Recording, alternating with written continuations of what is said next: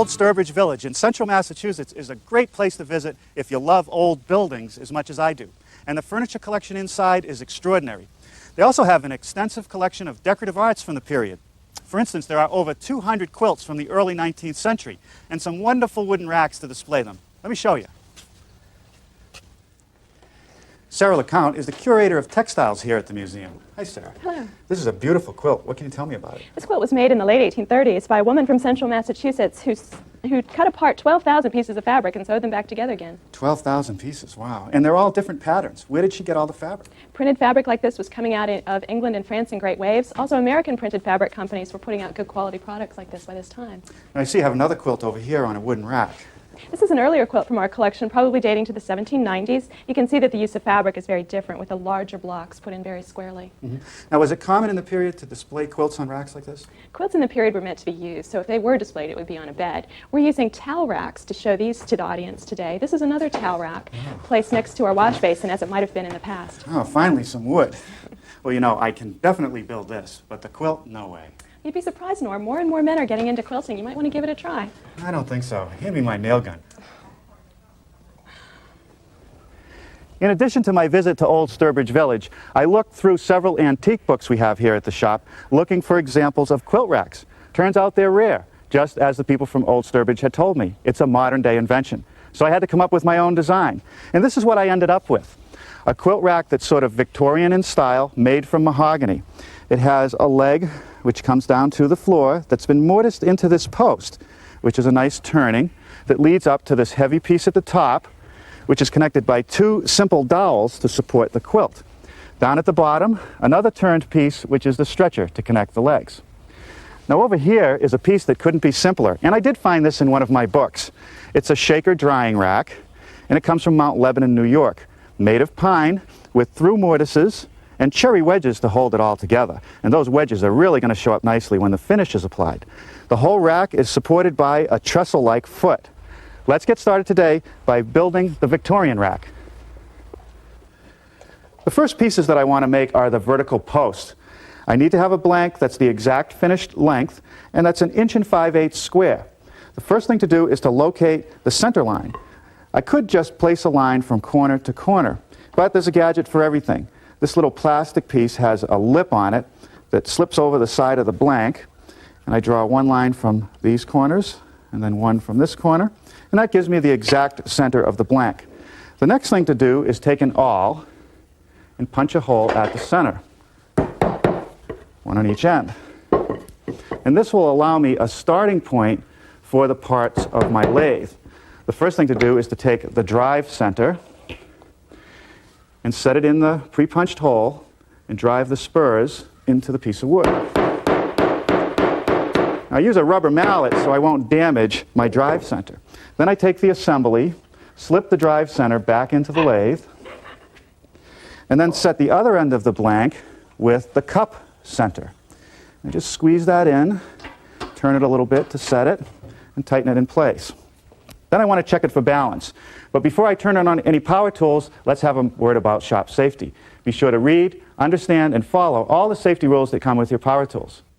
Knowing how to use your power tools properly will greatly reduce the risk of personal injury.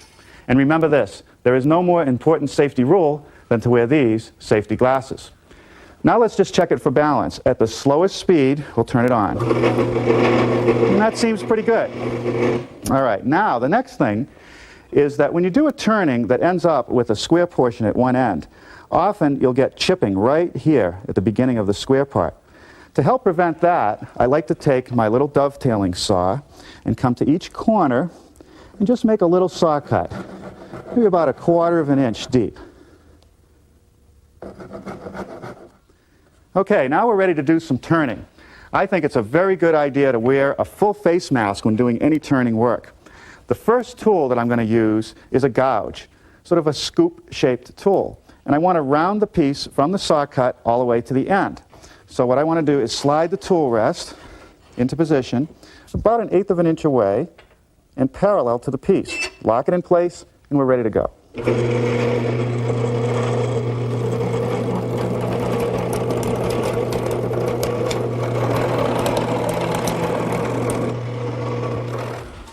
Okay, now I've got it nice and round the entire length. Now what I'm going to do is take the turning that I've already made, or you could use a cardboard pattern of the turning, and mark each of the transition areas, these flat spots, and on each side of these beads. And then what I'm going to do is use a parting tool to bring them down to the diameter that I want. Okay.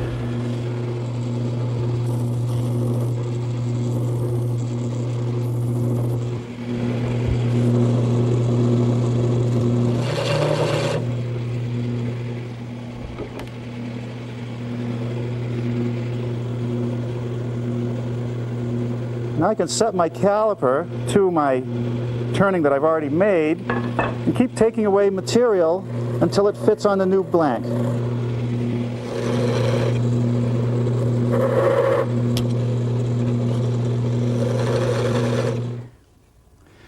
All right, with all the critical diameters turned to the right dimension, I now can complete the turning. And to aid in that process, I've taken one of the completed turnings and mounted it on this floor stand and set it right in front of the piece I have to complete. Now, I'm not talking about making an absolute identical copy of this, just close. To make all the rest of the turnings, I'm going to use a variety of gouges and maybe even a scraper. I want to start in the center here, completing this little ball.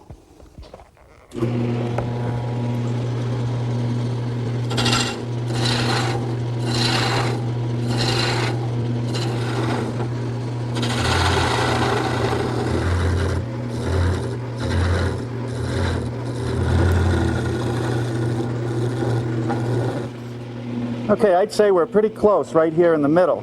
The next thing I want to do is turn these two little beads. And to do that, I'm going to use the smallest gouge that I have. Okay, now that's pretty good. The next thing to do is to complete the straight section between those two beads, and I'll just move to a larger gouge.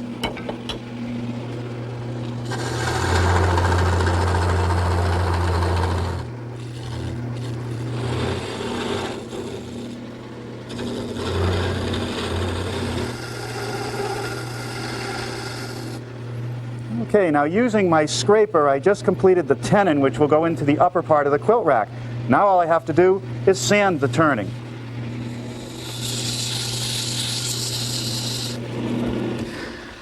Okay, that takes care of the post.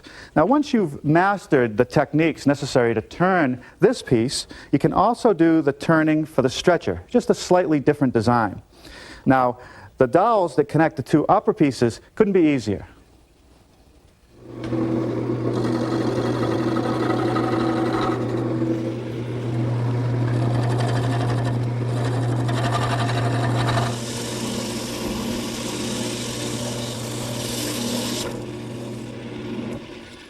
Okay, well that takes care of turning the dowel. Now let's take a look at how the feet fit into that post. There's a through mortise, and the feet have tenons that just slide in. And the next thing that I want to do is make that mortise in the post I turned earlier. Of course, there are several ways to make a mortise. The traditional way might be to drill it out with a hand drill and then square it up with a chisel. I could also use a mortising attachment over at my drill press. But the best alternative here in the workshop is this single station tool meant only for mortising. I've installed the 1/2-inch size chisel, which is hollow, so that a bit can pass through it. The bit will remove most of the material, and the chisel will square it up. I also have a fence, which I can adjust to position the exact location of the mortise.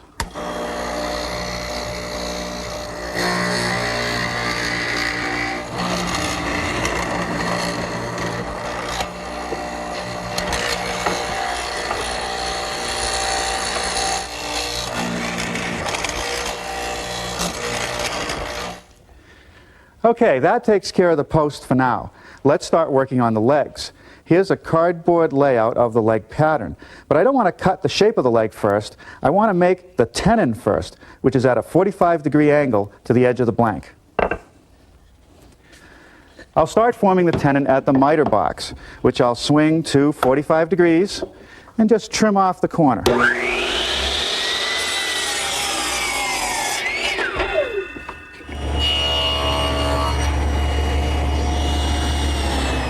The next thing to do is make the shoulder cuts for the tenon. And to do that, I've set up a gauge block.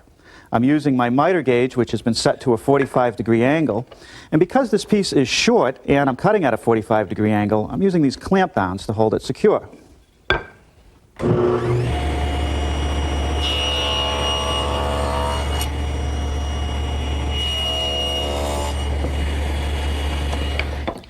To make the cheek cuts for the tenon, I'm using my tenoning jig.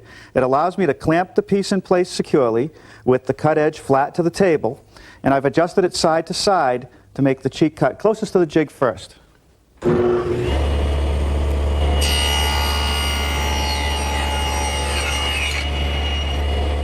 Now I've made an adjustment to the tenoning jig, moving it slightly this way so that I can make the cheek cut on the other side of the tenon.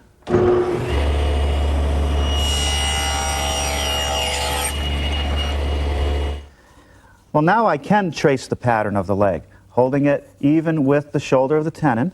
I'll just trace the outline.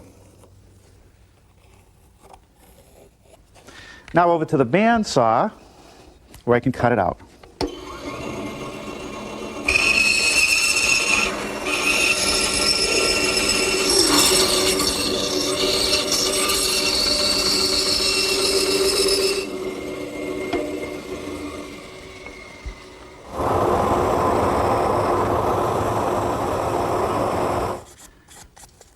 Now there are a couple spots that the drum sander can't reach. A little hand sanding will clean up those areas. Now a couple more cuts at the bandsaw will complete the tenon. Now with the 2 feet tightly fitted but not glued into the post, I want to drill a 3/4 inch hole, 3/4 of an inch deep for the stretcher.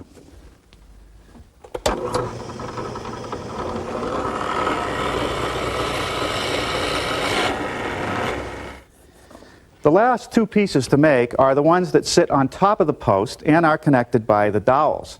I've done the layout on my blank with another piece of poster board, and the first thing I want to do is drill a hole in the underside for the post. It's a lot easier to do that before I cut the shape because it gives me a nice solid surface to rest it on.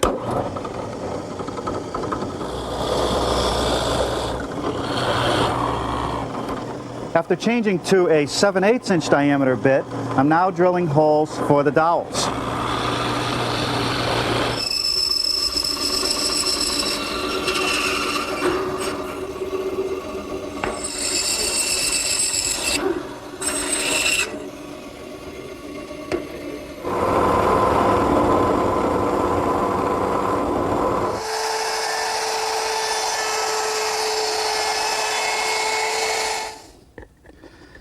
Well, now we'll just glue all the pieces together, clamp it, and let it sit overnight.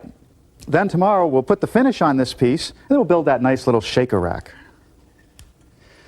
Well, all it took was 1 clamp to hold the assembly together while the glue dried. And it's amazing how sturdy this piece is. I'm sure it'll hold our heaviest quilt. Now I'm ready to take it into the finishing room and put on a couple coats of Danish oil. But in the meantime, let's get started building the shaker towel rack. The first piece I want to make is the trestle foot. Here's all the stock I'll need to build the towel rack. About $6 of sugar pine if you had to go out and buy it. I was fortunate to have enough scrap hanging around the shop. Now here's the blanks for the feet. We'll cut those at the bandsaw.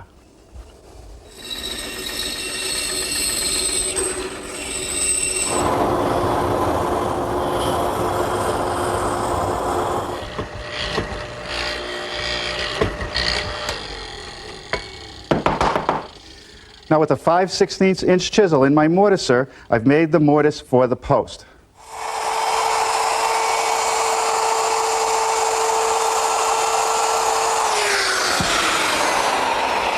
By using my router with a chamfering bit, I'm just easing the edges at the top of the foot. Now we can start working on the post. Each one has 2 through mortises for the stretchers.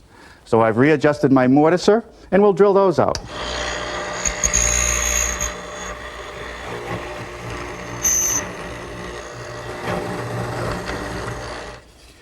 Where the post meets the trestle foot, I need to form a tenon. So I've set up my table saw with a stop block to set the distance of the shoulder cut, and I'll just nibble away the material. Okay,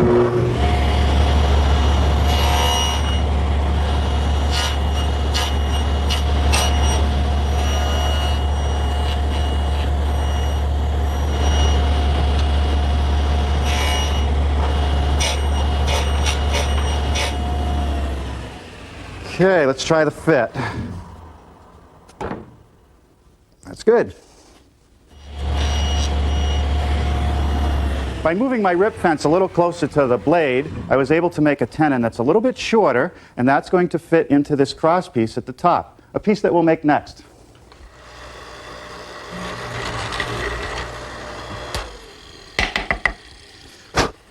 Now the mortise in the cross piece is a through mortise. Now what I want to do is make a small tenon on each end to receive the top members of the rack.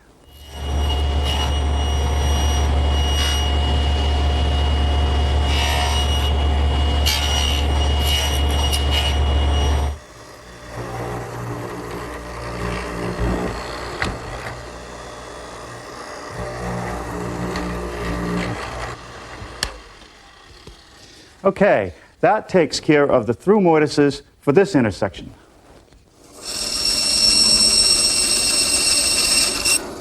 The kerf cut that I just made is to receive the cherry wedge. All the tenons need a kerf cut except for the ones that go into the trestle feet.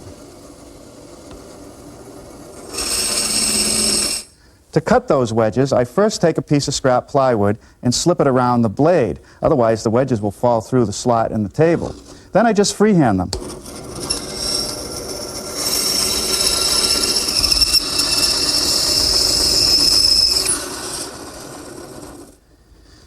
Okay, now we're ready for a little assembly. Glue on the tenon and in the mortise. There's no brads or screws, just a little glue.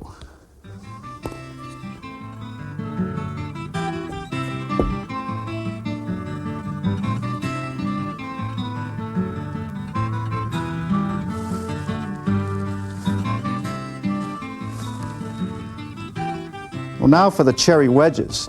They're what really hold this joint together. Now, the original had pine wedges. I chose the cherry because when I trim them off and finish the piece, they're going to look real sharp.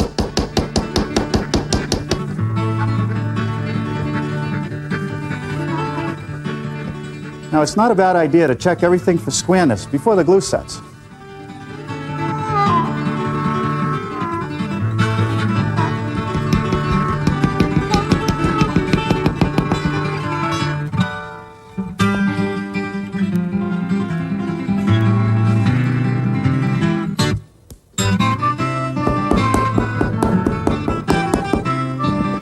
Now, before I trim the wedges and sand everything flush, I'll set it aside to dry for a couple hours.